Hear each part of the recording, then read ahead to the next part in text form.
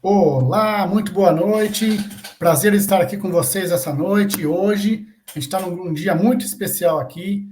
Estou dando abertura aqui para um curso muito legal que o time do Grupo Bahia Associados vai oferecer para vocês. E a gente está aqui dando as boas-vindas para você.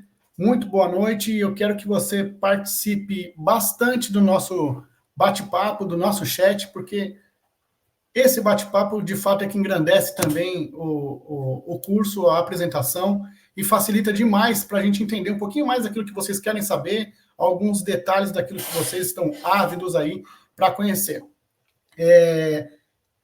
Quero apresentar aqui o Ciro Bahia, que está aqui com a gente, o Marco Ribeiro, que está aqui também nos bastidores, e hoje, a estrela da noite, na verdade, é o senhor Jorge Carlos Bahia, que vai fazer toda essa parte de treinamento e transferência de conhecimento.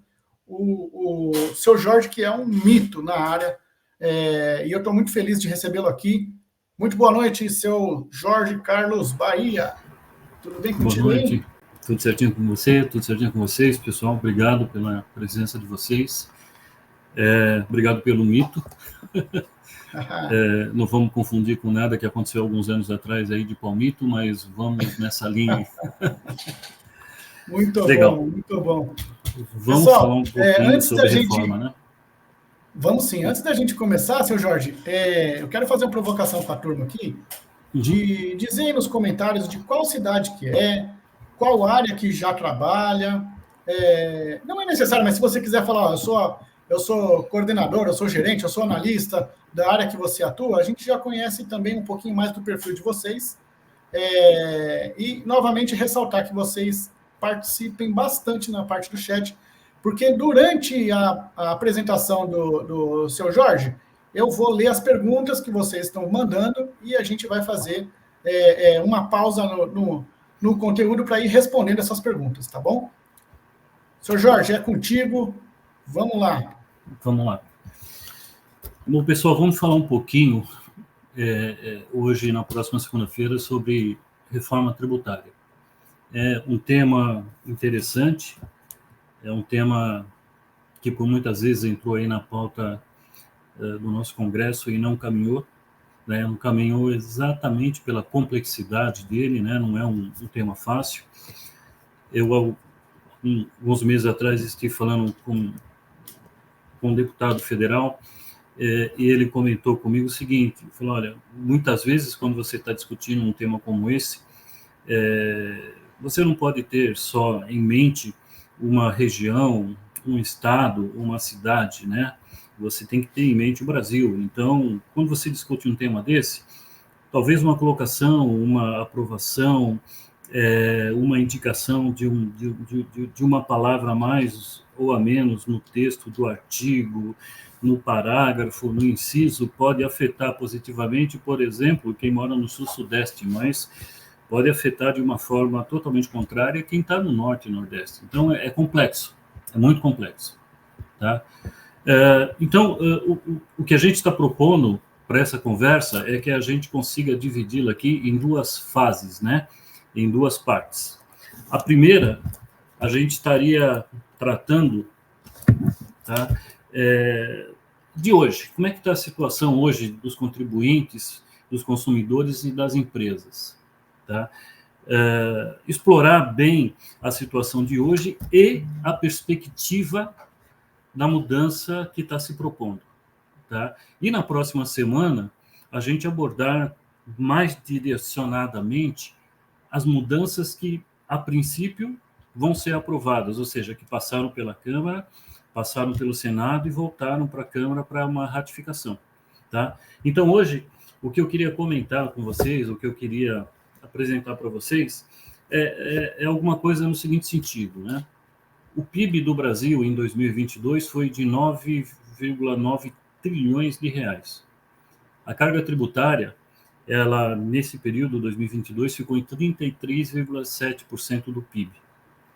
Se a gente traz isso para dentro de uma empresa comparativamente, a gente estaria falando que, a princípio, em média, de tudo que a empresa produz, 33,7% é imposto.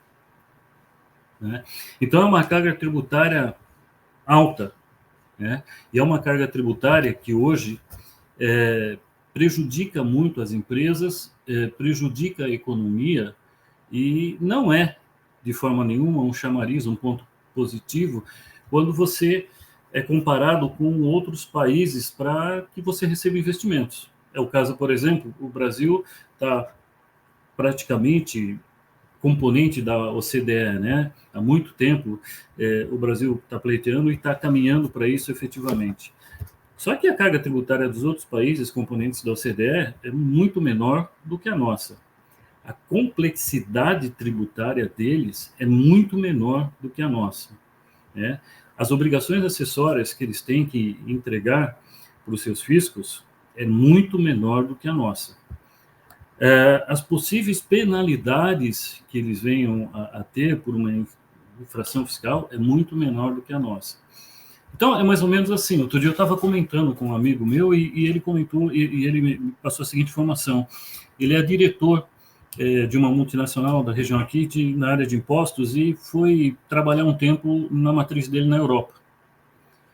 E depois, na volta, a gente estava comentando e ele comentou o seguinte, ele falou, Bahia, é impressionante, porque aqui no Brasil, por exemplo, eu tenho em média 15 pessoas na área de impostos, fazendo o operacional. Lá na minha matriz, o pessoal tem em média de 4 a 5 pessoas, né? Aqui, eu tenho várias e várias assessorias e auditorias e uma série de consultores. Lá, o pessoal tem 2 ou 3 consultores para algum suporte pontual. Escritório de advocacia, lá eles têm um, que é praxe, é norma da empresa, para atendê-los quando necessário. Aqui, depende da especialidade, ICMS, IPI, PIS, COFINS, eu tenho vários. E lá, eles fazem esse trabalho fiscal, apuram e recolhem. Raramente tem um problema.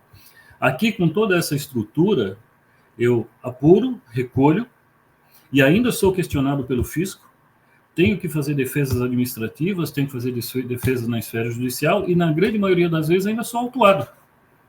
Então, isso, na visão do investidor, é um custo Brasil, né? Ou seja, além do custo Brasil tradicional, que se comenta por aí quando vai se definir um preço, esse é um custo tributário Brasil. Então, quando a gente fala na reforma tributária, quando a gente fala, olha, precisa de uma reforma, efetivamente precisa.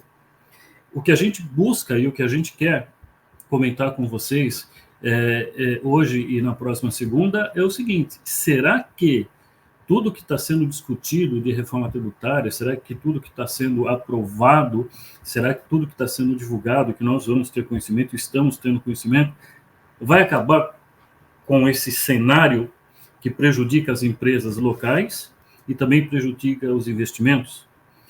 A grande bandeira da reforma tributária, quando ela foi apresentada, né, ou quando ela é apresentada, é a simplificação, né?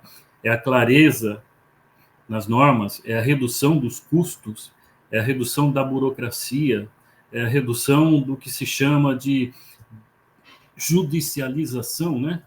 Qualquer coisa, hoje, em termos fiscais tributários, é quase que natural que você acabe no judiciário, porque a interpretação é muito complexa, né? Você tem um entendimento, a tua auditoria pode ter outro entendimento, o teu escritório jurídico pode ter outro entendimento. Por mais que você chegue no consenso, quando você for fiscalizado, provavelmente o fiscal vai ter outro entendimento. Quer dizer, o que a gente quer propor nessas discussões é o seguinte: será que a reforma tributária ela vai efetivamente acabar com isso? Será que tudo que está se discutindo de reforma tributária, olha, vamos ter o IBS, vamos ter o CBS, vai ser uma tributação Estado-município, uma tributação federal, será que tudo isso vai amenizar esses custos que a empresa tem com relação a essas discussões, né? É isso que a gente quer apresentar para vocês, e por isso que a gente está propondo que essa nossa abordagem seja feita em 2 fases, né? Hoje, esse cenário geral da reforma tributária, comparando no que nós temos hoje. E na próxima segunda-feira, uma visão mais específica, mais detalhada, mais direcionada para a proposta que está sendo encaminhada e que provavelmente vai ser aprovada. Ok? Então vamos lá, pessoal.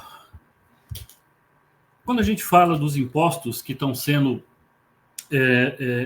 abordados na reforma tributária, que estão tendo proposta de alteração, é interessante que nós estamos falando de impostos de 59 anos atrás, 55 anos atrás, 48 anos atrás, 32 anos atrás. Ou seja, não são impostos recentes. Apesar de você ter uma economia dinâmica, apesar de você ter na sua infraestrutura tributária, você ter mecanismos de controle recente, mecanismos de controle de primeiro mundo, na realidade você tem uma base tributária muito antiga.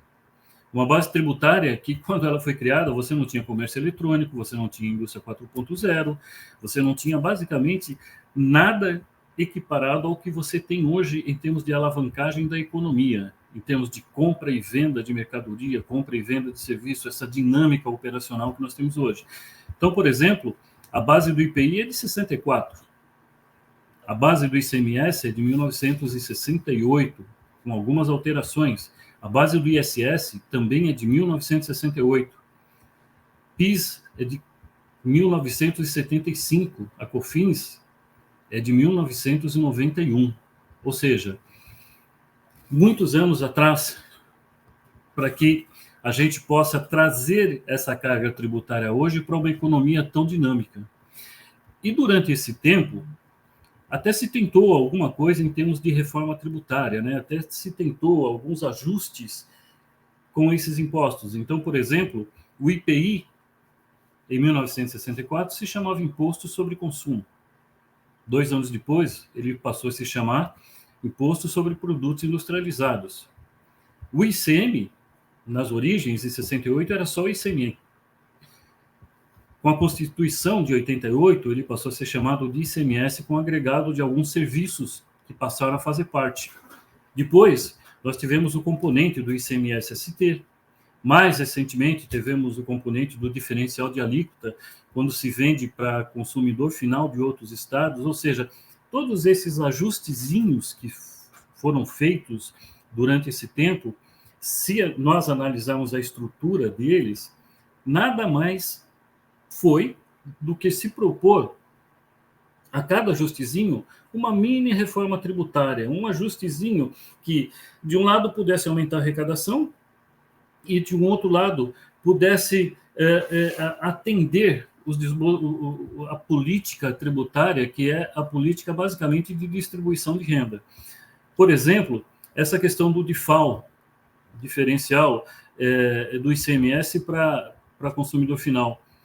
Eu me lembro que eu participei um pouco dessas discussões com o pessoal do Legislativo Federal, e lá atrás a discussão era a seguinte: você veja, por exemplo, você tem a grande maioria das empresas de e-commerce, empresas de comércio eletrônico, isso na época, quando o comércio eletrônico teve uma explosão de demanda, a grande maioria das empresas de comércio eletrônico estavam localizadas sul e sudeste, basicamente sudeste. Mas a grande parte dos consumidores estava no norte e nordeste. E naquela época, o que acontecia? Quando você fazia uma venda para consumidor final, não contribuinte do imposto, localizado em outro estado, você usava a sua alíquota interna do ICMS. Então, era mais ou menos assim: uma empresa de e-commerce localizada em São Paulo, fazia uma venda para uma pessoa física que comprou um produto na minha loja eletrônica no Recife, por exemplo. Essa pessoa era de Recife. Então, quando eu emitia a nota, eu tributava essa operação a 18%, ou seja, todo o ICMS ficava aqui em São Paulo. Mas a renda, o rendimento, o recurso, era do Nordeste. Quer dizer, uma pessoa localizada no Nordeste comprava um produto na minha loja eletrônica, tá certo? O recurso que ele ganhou, provavelmente no Nordeste, que ele trabalhando no Nordeste, ele gerou algum rendimento, mas recebeu por aquele trabalho, só que ele pegava a parcela daquele rendimento e mandava para o Sul, 100%, ou seja, 100% daquele ICMS ficava em São Paulo, e não em Pernambuco. Aí a grande proposta do DIFAL foi essa: falou, não, pera um pouquinho, vamos começar a fazer essa divisão dessa arrecadação. Se a pessoa que comprou, consumidor final, pessoa física, uma parcela desse ICMS tem que ir para Pernambuco, tá certo? Ou seja, faz-se preço do produto, não com o ICMS interno de São Paulo, mas com o ICMS de Pernambuco, interno de Pernambuco. Se recolhe para São Paulo a competência da alíquota interestadual, que é 7%, e o diferencial de alíquota entre 17% ou 18% e 7% se recolhe para Pernambuco. O que foi isso, por exemplo? Não foi uma mini reforma tributária? Se a proposta do imposto é a distribuição da renda, essa tem a característica de uma mini reforma tributária. E assim ocorreu durante esses anos todos com outros tributos. Por exemplo, o PIS, quando se criou o PIS não cumulativo, por exemplo, né? Ou seja, você tinha o PIS a 3,65. De repente houve uma alteração na legislação e falou, não, o PIS agora é 3,65 no regime cumulativo. Você paga 3,65, se você vender, você paga 3,65, se você comprar, você paga 3,65, ou seja, ele sempre vai ser custo na sua operação. Mas, dependendo da tua característica tributária, você pode se enquadrar no regime não cumulativo, ou seja, ao invés de 3,65, você vai ter uma alíquota de 9,25, tá certo? Somado, né? PIS e COFINS, 9,25, mas você vai ter crédito. Ou seja, tudo que eu comprei para industrializar ou para revender, eu vou ter crédito de 9,25 e vou vender com 9,25, né? Isso também não foi uma mini reforma tributária? Tá? Então, se a gente pegar esse apanhado de alterações todos que ocorreram durante esses anos, essas dezenas de anos com relação a impostos, a gente chega à conclusão do seguinte: sempre se buscou uma racionalização tributária.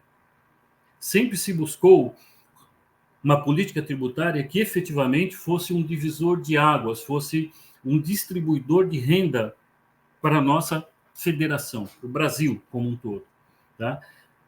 Chegamos a alcançar esse objetivo?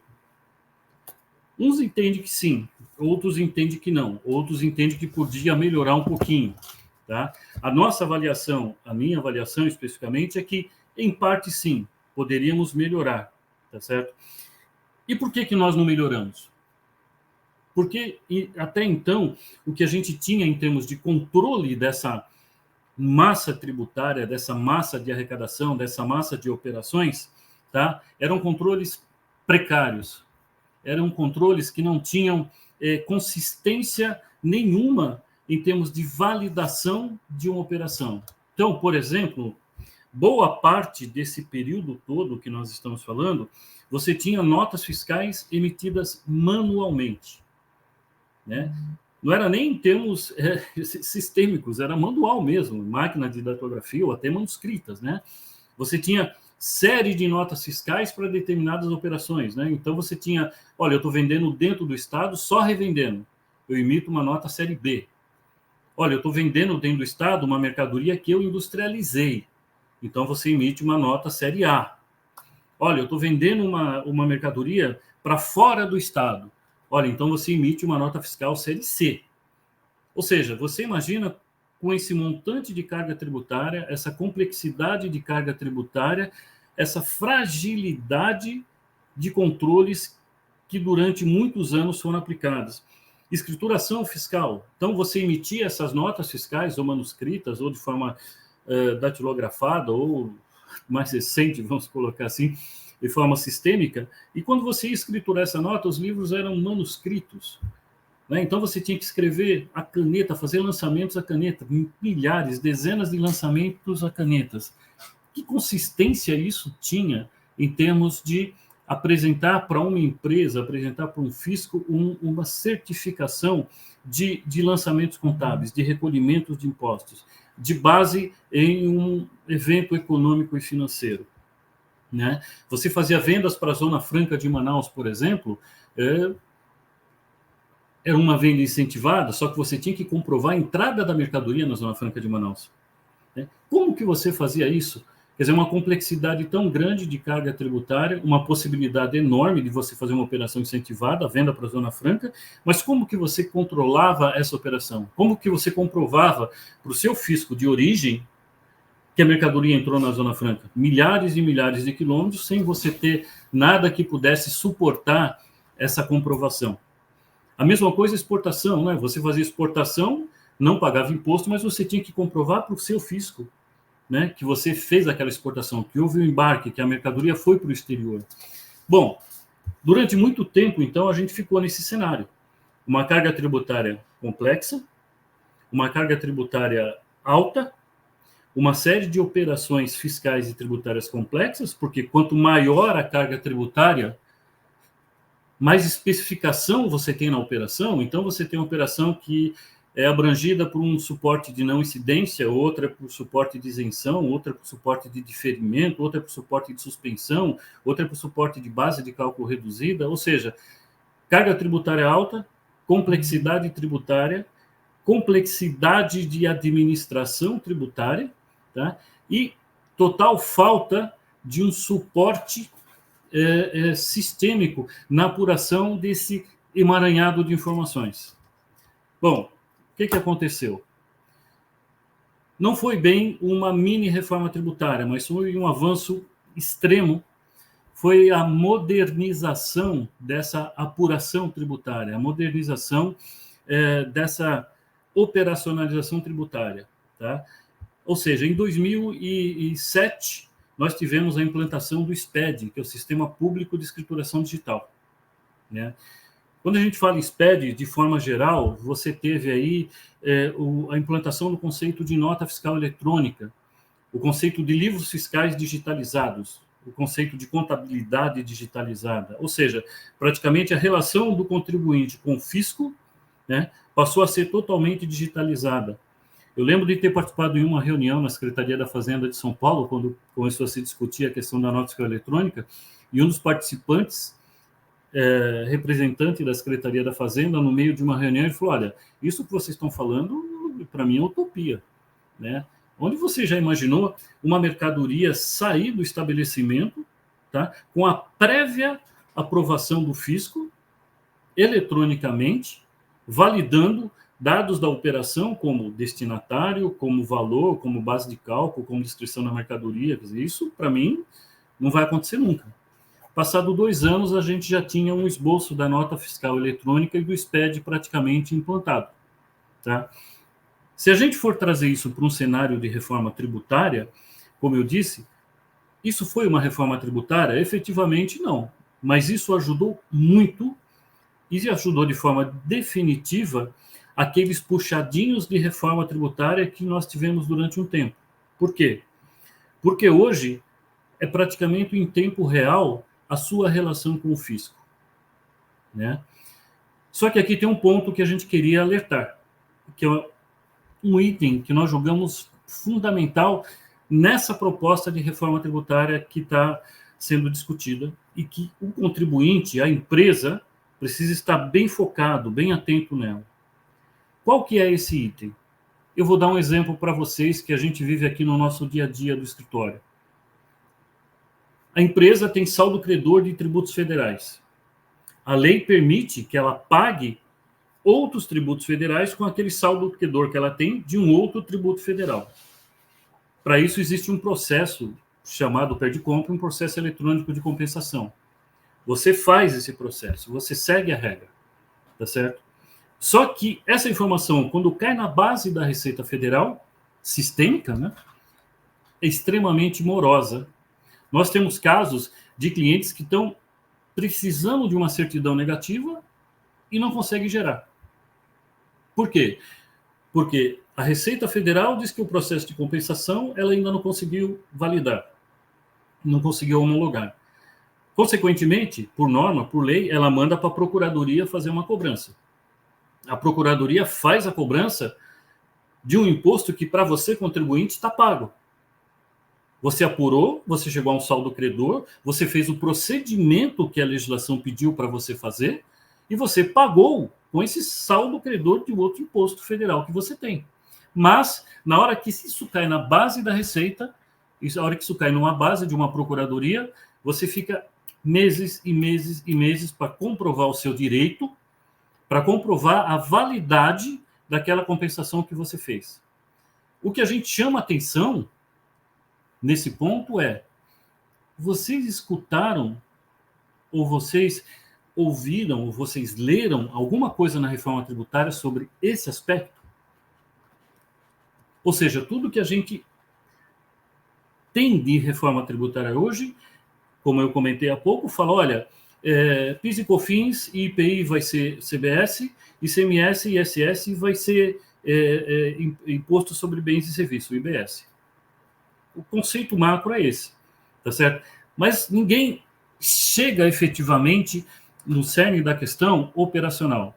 Seja CBS, seja IBS, que agilidade, qual é a garantia que o contribuinte vai ter de compensação de créditos que ele tem direito?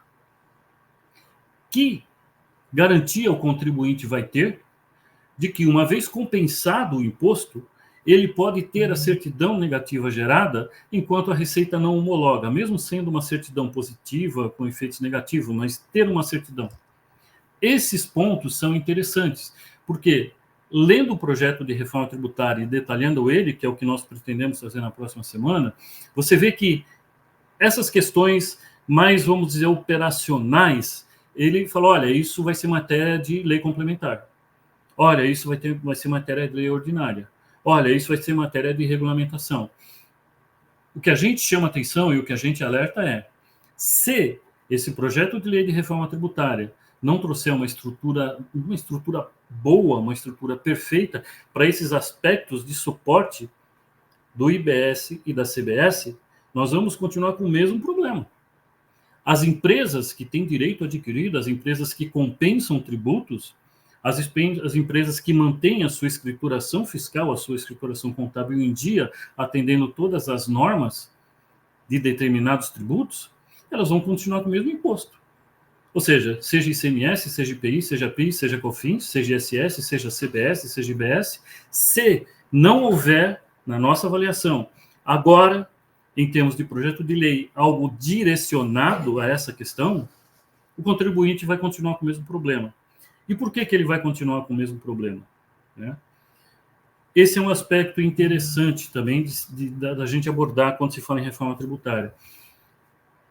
Você não escuta, ou você não lê, sei lá, eu praticamente não identifiquei ainda algum comentário do tipo, olha, quanto as empresas gastaram até hoje para atender as normas do SPED?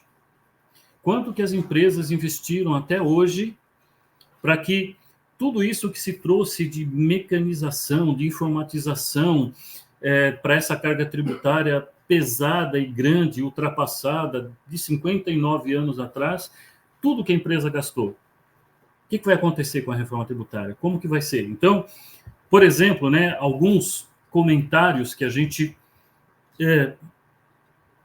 ouve e pesquisa, né, para que chame a atenção de vocês. Por exemplo, em média, as empresas nos últimos anos gastaram de 1.900 a 2.000 horas de custo, com um custo aproximado de 60 bilhões de pessoal para atender essas normas tributárias. Os gastos totais, não só de pessoal, mas de sistema, de parametrização, de máquina, de equipamento, de infraestrutura para atender essas normas tributárias todas, nos últimos anos, ficaram, em média, por ano, na ordem de 181 bilhões de reais. Por que dessa burocracia toda, né? Por que desse investimento todo? Óbvio, várias empresas associaram e associam esses procedimentos sistêmicos para atender às normas tributárias, mas também para atender conceitos, princípios preliminares suas de gestão, sem dúvida nenhuma. Mas a questão tributária, ela é fundamental nisso tudo, né? A questão tributária ela é fundamental porque, caso você deixe de pagar o imposto, caso você registre uma nota fiscal errada, caso você faça algum procedimento fiscal tributário errado, o ano fechou, o mês fechou, você apurou o imposto, a empresa apurou o resultado e o barco corre. Para fins tributários não é assim, né? Você fica 5 anos, que é o período de prescrição, sujeito a uma homologação do fisco para tudo aquilo que você fez.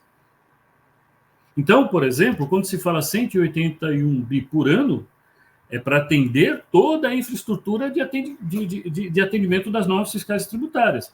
Mas isso não significa que a empresa não venha a ser questionada pelo fisco por uma operação, por uma transação, por um entendimento tributário, ou seja, isso é outra coisa, né? Em média, as empresas têm que administrar, entender, estudar e aplicar na sua operação de 4.600 a 4.800 normas tributárias, dependendo, obviamente, do ramo de atuação dela.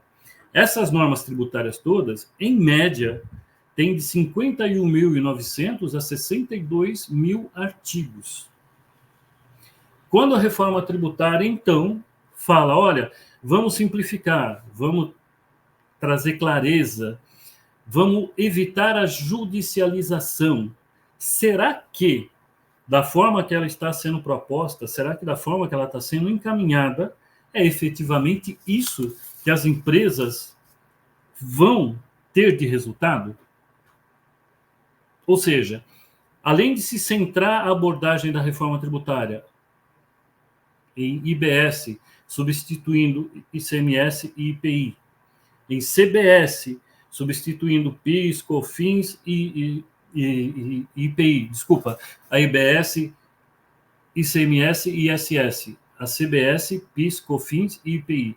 Além de se centrar nessa substituição, será que existe na retaguarda da reforma tributária alguma questão específica com relação a isso? Quando se fala em simplificar, clarificar, reduzir a judicialização, reduzir custo sistêmico, reduzir custo administrativo, será que isso tudo vai ser alcançado com essa reforma tributária que a gente tem aí para aprovação?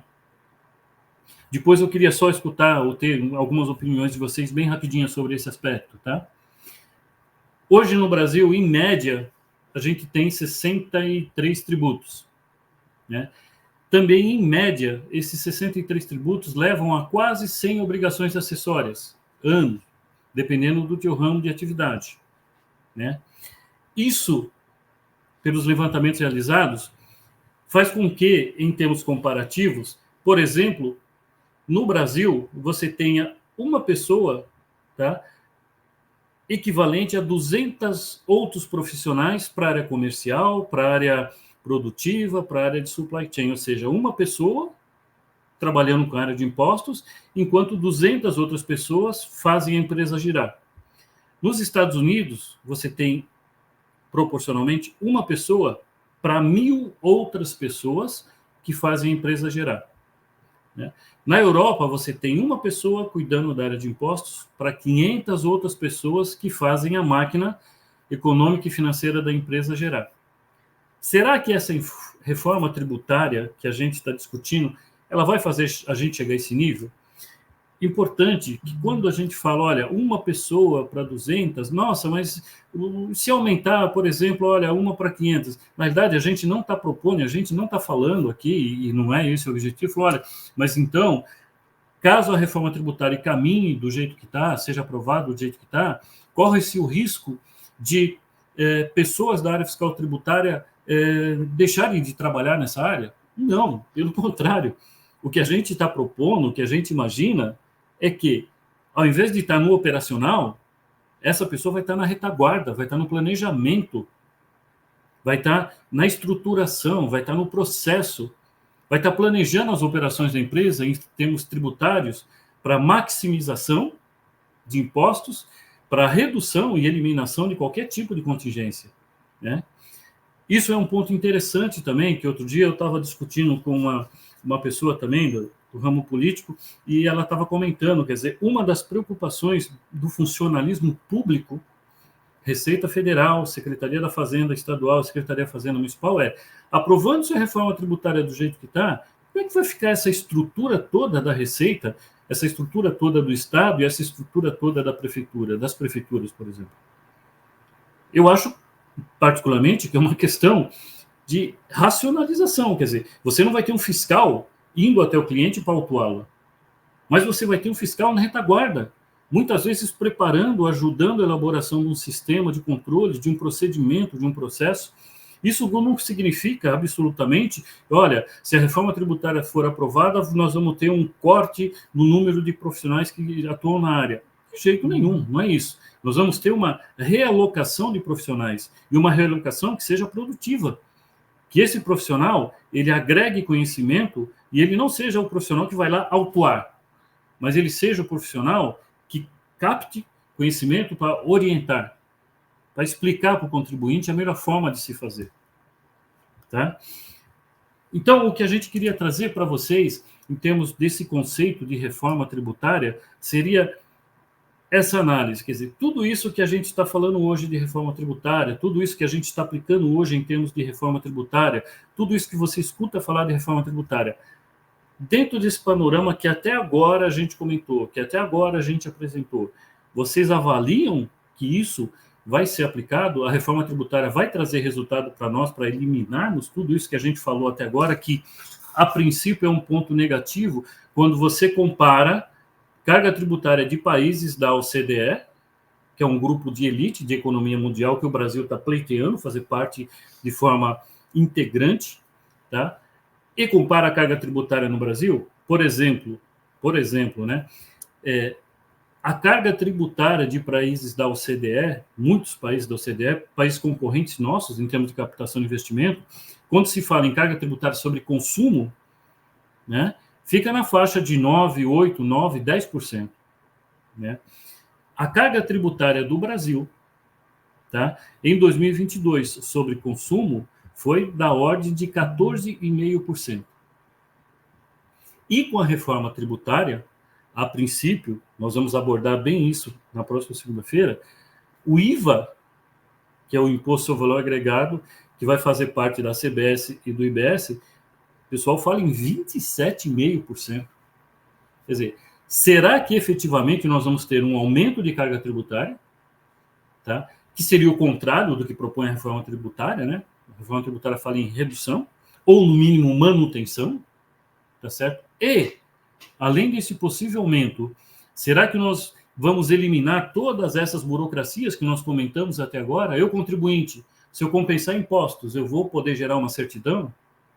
Eu, contribuinte, se eu fizer determinada operação atendendo a legislação e eu pedir uma homologação da Receita, de uma Secretaria da Fazenda, eu vou ter esse atendimento rápido para que o meu quesito, a minha necessidade seja aprovada para que eu não prejudique a minha operação?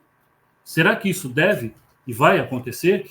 É isso que a gente, nesse primeiro slide aqui, a gente procurou trazer para vocês. Ou seja, essa é a visão diferenciada que a gente quer trazer, que a gente quer comentar, que a gente quer abordar.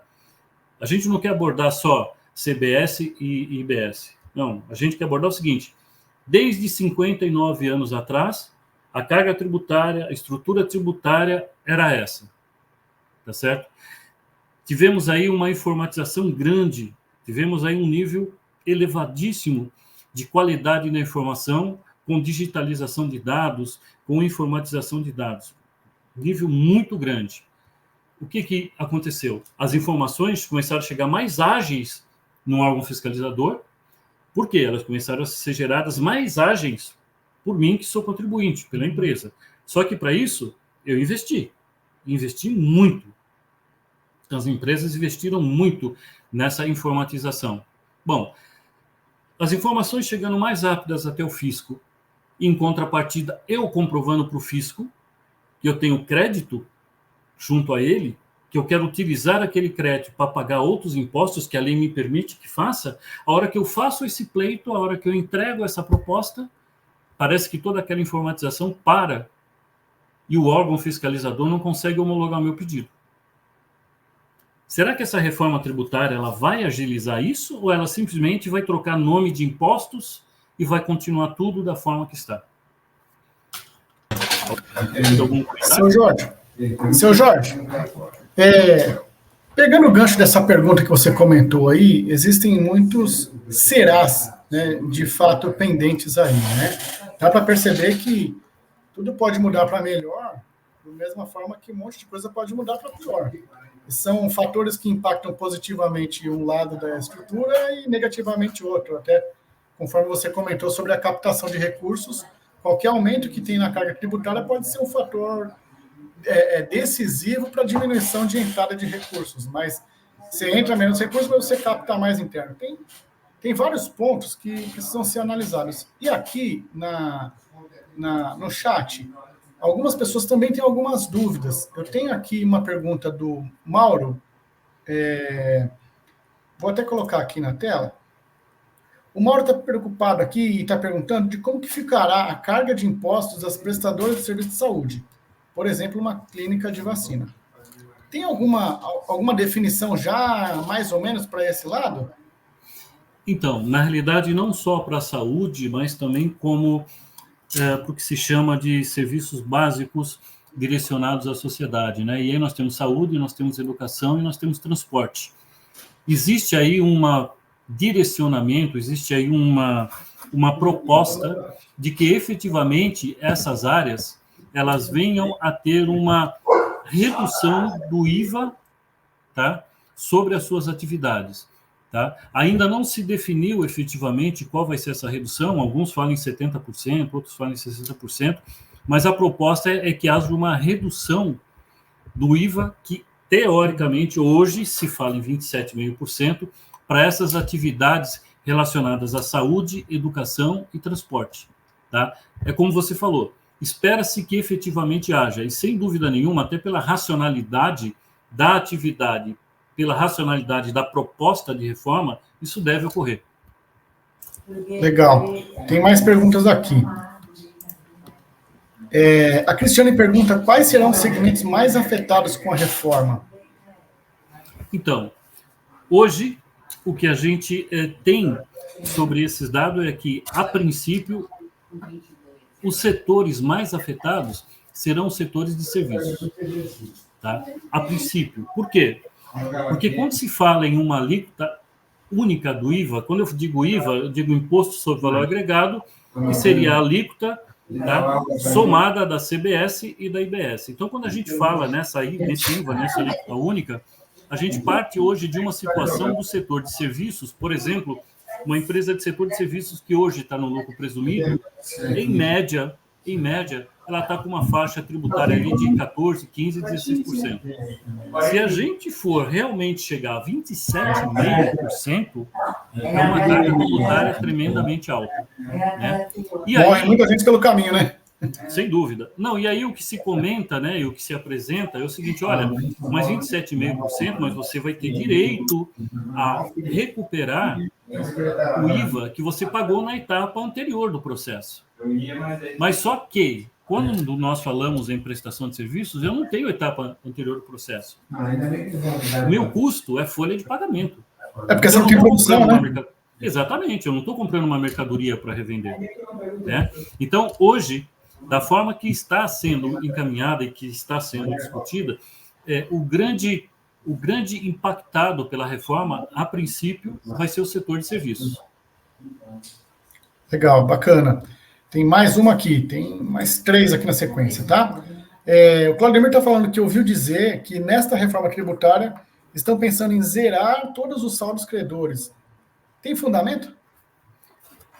Não, não tem. Na realidade, esse item a gente vai falar semana que vem, mas eu vou abordar rapidinho aqui, porque eu sei que é um item que muita gente se interessa e muita gente questiona. O que acontece? Existe uma proposta na reforma tributária de que saldos credores, por exemplo, do ICMS, tá certo? Saldo credores hoje existentes na contabilidade e no livro fiscal da empresa até 2032, tá? A empresa vai poder recuperá-lo, utilizá-lo em até 240 meses. 240 vezes, 240 meses. Tá? Só que, de novo, quando a proposta, o projeto de lei fala sobre esse assunto, ele diz o seguinte, olha, a lei complementar vai definir como é que você vai fazer. Tá? Mas é assim, não se vai perder esse crédito, tá? De novo, adiantando alguns aspectos que nós íamos comentar semana que vem, mas é importante. Tem determinadas situações que até aqui no escritório nós já estamos recomendando para algumas empresas clientes, que é o seguinte, o cronograma da implantação da reforma tributária, efetivamente, ele deve começar a partir de 2026, ou seja, 2024 e 2025, caso a reforma tributária seja aprovada até o final do ano, nada deve ser implementado com relação a ela. Essa implementação deve iniciar a partir de 2026. Ou seja, é um tempo suficiente para as empresas, de forma geral, avaliarem aquilo que até então era chamado de crédito extemporâneo. Ou seja, o que eu deixei de recuperar de imposto no passado, que eu avalio, é direito meu, é líquido e certo meu. Ou seja, para minha operação, o que eu deixei de recuperar, que eu posso recuperar. A recomendação é que a empresa faça esse levantamento, que a empresa protocole esse direito junto ao órgão fiscalizador, seja a Secretaria da Fazenda, através de um ECREDAC, seja a Receita Federal, através de um PERDICOMP, para garantir o seu direito. Por quê? O projeto de lei prevê que os saldos credores de ICMS até 2032, que é o prazo de transição total do atual sistema para o novo sistema, o saldo credor em 2032 de ICMS seja utilizado pela empresa em até 240 meses. Segunda-feira a gente fala como deve ocorrer essa utilização. A mesma coisa a gente recomenda a nível federal, ou seja, com relação a IPI, com relação a PIS, com relação a COFINS, que a empresa faça esse trabalho, que a empresa faça esse levantamento de possíveis créditos e protocole esse seu direito junto ao fisco para não perder esse direito. Tá? E principalmente com relação ao PIS e a COFINS, né? O PIS e a COFINS tem um conceito desde 2017 de essencialidade e relevância na atividade, né? Ou seja, que a empresa procure um especialista, que a empresa procure uma empresa de consultoria, uma assessoria, e explore essa possibilidade de apropriação de crédito e formalize isso perante o seu órgão fiscalizador, para que não perca o direito à utilização desse crédito. Boa. Seu Jorge, não para de chegar a pergunta aqui, a gente tem mais umas 5 aqui na sequência, eu quero entender do senhor, se o senhor prefere falar de mais um pouco de conteúdo ou se a gente continua aqui nas perguntas. Não, se o pessoal quiser falar das perguntas, se vocês concordarem, eu acho que a gente poderia ir esclarecendo, porque como nós vamos continuar com essa live na segunda-feira a gente direciona mais a nossa abordagem sobre o projeto de lei que efetivamente está para ser aprovado com relação a esses aspectos efetivos da reforma. Beleza, vamos continuar aqui então. A próxima pergunta aqui é com relação ao imposto de renda de pessoa jurídica. Vai alterar o sistema de apuração? Então, o que acontece, né? A reforma tributária, pela complexidade dela, por ser um tema tão complexo de dezenas de anos aí de estudo e que não chegou a evoluir, nessa fase que nós estamos agora, ela foi dividida, ou seja, a reforma tributária que nós hoje escutamos, analisamos e temos notícia que trata de IBS e CBS, ela trata de imposto sobre consumo. Ela não trata de tributação sobre resultado da empresa. Essa questão do imposto de renda vai ser uma segunda fase da reforma tributária, tá certo? Que deve ser analisada a partir de janeiro. Então, somente a partir de janeiro, quando a gente entrar na análise da reforma tributária que trate de resultado, rendimento e rendimento de salários, é que a gente vai abordar o aspecto do imposto de renda. O que a gente tem hoje, em termos de reforma tributária, que está sendo analisada pelo Congresso, é tributação sobre consumo. É imposto de PIS, COFINS, ICMS, IPI e ISS, ou seja, tributos que impactam preço de serviços e mercadorias, não tributos que impactam resultados de empresas. Imposto de renda e pessoa jurídica, isso vai ficar para a segunda fase, que deve começar a análise a partir de janeiro. Mas a proposta é ter uma alteração, sim. A proposta é ter uma alteraçãozinha, sim. Beleza. Bom, aqui o Ricardo, ele comenta que, sinceramente, a reforma não vai impactar a principal questão, que é diminuir o tempo gasto para apuração e transmissão dos tributos e obrigações acessórias. Na prática, vamos trocar em miúdos assim, na prática, muda a vida do cara que está com a mão na massa lá ou não muda? Então, eu diria para você o seguinte, a nossa análise é que, nesse primeiro momento, não muda. E, além de não mudar, pode trazer algumas dificuldades. E por que pode trazer algumas dificuldades? Eu vou dar um exemplo bem rapidinho para vocês entenderem. Nós tínhamos um cliente que foi fiscalizado pelo ICMS. E o fiscal foi lá, fez a fiscalização e nos recomendou uma alteração de lançamento de determinadas notas fiscais. Essas notas fiscais eram referentes à saída de material para montagem em campo. Esse cliente fazia grandes máquinas e o final da montagem era em campo, a entrega era em campo. Nós fizemos essa alteração. Passado alguns dias, recebemos um fiscal da prefeitura. O fiscal da prefeitura falou, olha, eu tinha uma guia de ICMS que você entregou e tive uma nova guia, eu quero saber por que você mudou. E por que o fiscal da prefeitura fez essa proposta? Porque do ICMS que a gente recolhe, um percentual daquele ICMS é para a prefeitura, 25% vai para a prefeitura. E a alteração que eu fiz prejudicou essa partilha, ou seja, eu prejudiquei a prefeitura. Mas eu não prejudiquei a prefeitura porque eu quis. Eu prejudiquei a prefeitura porque o fiscal do Estado orientou que eu mudasse a minha informação. Bom, o fiscal da prefeitura não aceitou a minha mudança. Pediu para que eu re-retificasse a guia de ICMS. Eu fui lá e re-retifiquei. Quando eu re-retifiquei, deu uma semana, o fiscal do Estado voltou na empresa. Ah, mas por que você mudou? Bom, eu mudei porque o fiscal da prefeitura veio aqui e falou, não, você vai mudar de novo porque quem manda nisso aí é o Estado. Eu é que passo 25% para ele. Eu é que defino a arrecadação, não ele só recebe. Se ele não concorda, o nível de discussão é outro. Em resumo, a gente teve que ajustar uma reunião entre os dois para eles se entenderem e nós, empresa, sabemos o que nós íamos alterar. Nessa questão do IBS, a gente precisa tomar cuidado, porque o IBS vai ser imposto onde você vai ter ICMS e ISS juntos. E desde o início da reforma, essa era uma preocupação. Se a União fosse a responsável por arrecadar e fazer a distribuição, em teoria, eu poderia ser questionado pela União sobre aquela arrecadação, poderia ser questionado pelo Estado sobre a mesma arrecadação e poderia ser questionado pela Prefeitura pela mesma arrecadação. Então, respondendo, nós achamos que, num primeiro momento, essa burocracia que nós temos com relação à diminuição do tempo para atender o fisco não vai diminuir. Pelo contrário, ela deve até aumentar. E até possíveis investimentos de empresas em seus sistemas de gestão nessa fase de transição podem também aumentar um pouco. Ah, interessante. É muito bacana entender esse viés, porque a gente criou aqui, tem um grupo do WhatsApp, né? Onde a gente está se conectando para que as pessoas tenham mais detalhes e a gente tenha uma proximidade até maior.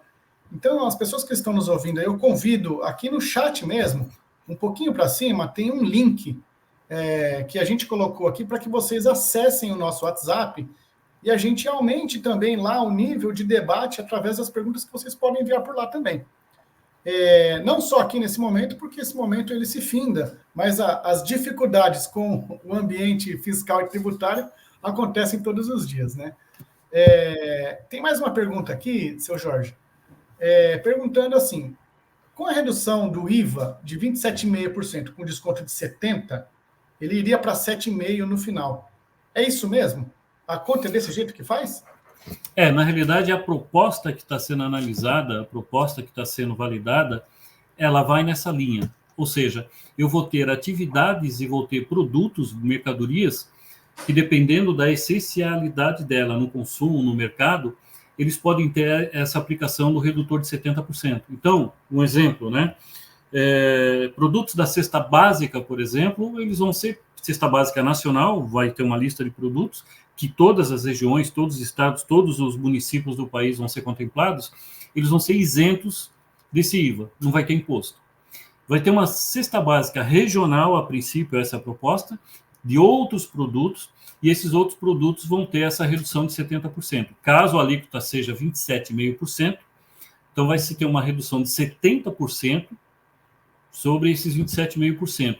E essa redução também, comenta-se, é o que deve ser aplicado em alguns setores da economia, que basicamente são setores que atendem ao público, à saúde pública, à educação, que é o caso da educação, que é o caso como a clínica de vacina, como é o caso de transportes. Então, essa efetivamente é a proposta que está sendo analisada. Legal, bacana. A gente tem mais uma pergunta aqui do Pedro Gatti. Ele está perguntando se tem alguma ferramenta que simule a carga tributária efetiva. Mesmo que se tiver alguma coisa, de forma grosseira. Tem alguma coisa já circulando? Não, ainda não tem. A gente aqui no escritório, a gente está fazendo algumas simulações, montando algumas, porque a gente tem um projeto específico que a gente vai lançar para os nossos clientes agora no final do ano, exatamente para se fazer essa simulação e os clientes terem oportunidade e chance de, durante 2 anos, que é o prazo de início de transição, nesses 2 anos, as empresas se adaptarem, né? Efetivamente, hoje ainda não tem. A grosso modo, o que você teria eu deixaria de ter 9,25 de PIS e COFINS ou 3,65 de PIS e COFINS, dependendo do meu enquadramento tributário, deixaria de ter 18% de ICMS, tá certo? Deixaria de ter 5% de ISS, que é a alíquota normal, tá, de ISS, versus aplicar 27,5% ou uma nova alíquota. Diferenciação básica, por exemplo, quando eu calculo ICMS, PIS, COFINS e ISS, eu calculo por dentro, né? Eu coloco o imposto dentro do preço. O IVA, conforme ele está no projeto de lei, ele é calculado por fora. Ele não é calculado por dentro, né? Eu calculo por fora. Então, essas diferenciações, nós temos uma ferramenta aqui no escritório que a gente está desenvolvendo para disponibilizar para os nossos clientes, para que eles já comecem a simular qual que vai ser a situação deles daqui a 3, 4, 5 anos, para que eles já façam um planejamento operacional e estratégico da operação deles. Boa. Aqui tem mais uma pergunta aqui. Como que vai ficar o imposto para prestação de serviço em revenda por revista? Acho que segue aquela linha que você comentou de serviços lá já, né? Então, aqui o que a gente tem que aguardar uma definição de lei complementar é que hoje revistas, jornais e periódicos, livros, né, um material que traga informação de uma forma geral, ela pode se enquadrar no campo da imunidade tributária. Tá? Então, o que se aguarda em termos de lei complementar é se a lei complementar também vai caminhar nessa forma. Por quê? Porque o projeto de lei que trata da reforma, ele diz efetivamente que o IBS e a CBS, ele pode ter um enquadramento de isenção ou de deferimento. Resta saber o que ele vai jogar ali dentro daquela isenção ou deferimento. Provavelmente, essas operações com periódicos, livros, jornais, revistas, devem se enquadrar como hoje já é. Tá? Mas isso precisa aguardar efetivamente a lei complementar. Legal. Vamos para a última pergunta de hoje. O Mauro está perguntando se a reforma vai impactar a escolha do sistema tributário. Lucro real presumido. Então, hoje a gente ainda não consegue definir, porque como essa reforma, da forma que ela está só na primeira fase dela, que é o imposto sobre consumo, hoje a gente só tá falando de ICMS, IPI, PIS, COFINS e ISS, só. Para definir esse enquadramento, lucro real ou lucro presumido, eu preciso da segunda fase da reforma. Por exemplo, existem comentários que lucro presumido deve acabar, por exemplo. Existem comentários que determinados, caso permaneça só o lucro real, determinados níveis de despesas que hoje são dedutíveis, não serão mais dedutíveis. Então, hoje, a gente não consegue definir essa escolha de sistema tributário, porque eu não estou falando de tributação de resultado. Eu estou falando, basicamente, de redução de preço. Imposto sobre preço. Só isso. Legal. Ok? Legal.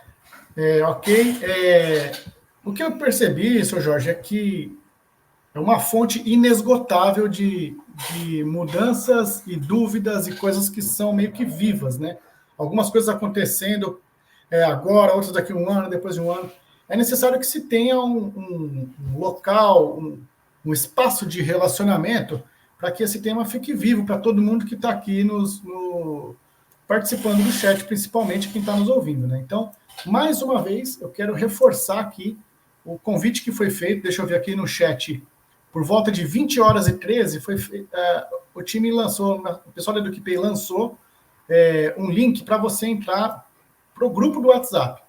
E essa discussão vai ficar muito mais profunda a partir do momento que você receber lá no grupo todos os convites e todas as atualizações, porque a gente vai ter mais lives. Certo, Sr. Jorge? A gente tem mais encontros que já estão programados e para quem está lá no grupo tem um acesso privilegiado à informação e a tudo que vai acontecer nos próximos dias aí do Grupo Bahia Associados, né? É exatamente isso. E o que você falou é interessante. E a gente percebe isso no dia a dia com os nossos clientes, né? Por isso que a gente fez questão de dividir essa live em 2 etapas. Essa primeira etapa, abordando essa questão, você sabe o que está sendo discutido, você sabe que impacto está trazendo, porque quando nós questionamos isso para algumas empresas clientes, falam, não, está sendo discutido CBS, está sendo discutido IBS. Mas e o operacional seu? Mas e a burocracia? E o que você investiu em sistema? E o que você investiu em parametrização sistêmica? E o que você investiu em sistema e você está com a sua certidão parada porque você fez uma compensação que a legislação prevê que você faça, mas a Receita não processou. Isso está na reforma? Isso é parte da reforma? Você escutou falar sobre isso na reforma? É esses pontos que a gente quer chamar a atenção. Obviamente, o fundamental da reforma é a mudança tributária, IBS e CBS nesse primeiro momento. Depois vamos falar de imposto de renda, imposto sobre salário, contribuições previdenciárias na segunda fase. Mas nesse primeiro momento, além da IBS e do CBS, essa transição, é o que a gente já falou, 2024, 2025, nada vai acontecer. Mas o que você tem que fazer nesse período? 2026 começa a implantação. Mas como é esse começo? O que vai acontecer? Essa implantação vai até 2033. Tá? Nesse período, 2026 até 2033, o que vai acontecer com a tua empresa? O que vai fazer? Vai mudar seu preço? Vai mudar sua logística? Vai mudar sua estrutura operacional? O que vai acontecer? Na realidade, a mudança tributária como um todo, ela está prevista para ir até 2000, se eu não me engano, 2073. Por quê?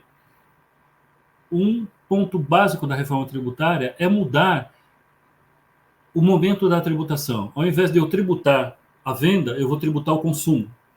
Isso significa o seguinte, você pega um estado rico, que tem uma arrecadação de ICMS enorme, tá certo? Que tem milhões de empresas, que todas as empresas que vendem recolhem imposto para aquele estado, a partir de um ponto da virada de chave da reforma tributária, que deve ser 2033, virada completa de chave, isso não vai mais acontecer. Esse estado não vai mais arrecadar na venda desse produto. Quem vai arrecadar é o estado de destino quando vendeu o produto internamente. Então, essa transição mexe de forma crucial no orçamento do Estado, na arrecadação do Estado. Por isso que a reforma tributária completa, a reforma tributária consagrada, definitiva, estima-se, pelo projeto de lei, que ela vai até 2073, ou seja, 50 anos, para que um fundo que foi criado, que vai ser de gestão da União, administre ou ajude os estados a fecharem seus orçamentos no sentido de, olha, você não vai ter mais arrecadação de ICMS na venda. Porque agora essa arrecadação de ICMS, que era na sua venda, na sua origem, passou de lugar, ela mudou de ponto, ela vai ser tributada lá no destino. Tá? Ou seja, 2024, 2025, nada muda. A partir de 2026 até 2033, tem um cronograma de mudança. 2033, esses impostos novos deverão estar implantados.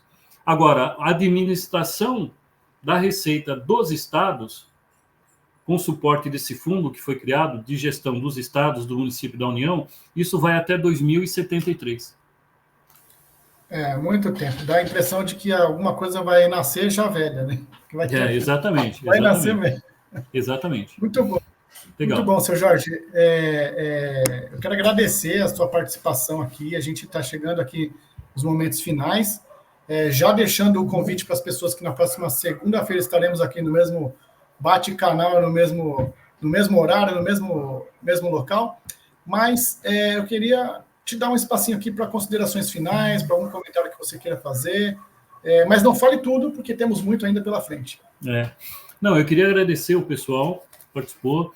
De novo, o nosso objetivo foi fazer essa live em 2 etapas, exatamente para dar esse conceito, dar essa visão do dia a dia da empresa. Hoje nós vivemos muito aqui e acompanhamos muito as empresas nessa engenharia, nessa administração de engenharia tributária.